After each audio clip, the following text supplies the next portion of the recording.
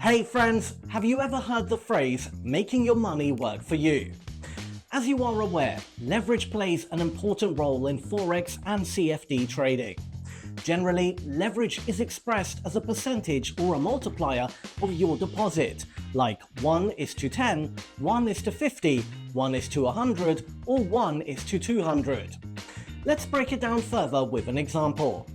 If a trader has $1,000 in the trading account with a leverage of 1:200, the trading capacity becomes $200,000, i.e. $1,000 multiplied by 200.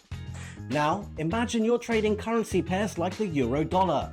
Utilizing leverage, even a slight price movement can lead to significant gains or losses. Remember, it's a double-edged sword. Always remember that power entails responsibility. Leverage can supercharge your profits, but it can also amplify your losses. That's where risk management plays a crucial role.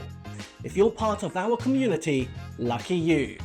We offer leverage up to 1:100. So with every $100 capital, you get trading power worth $10,000. So there you have it, friends. Leverage is a great tool, but handle it with care. That's a wrap.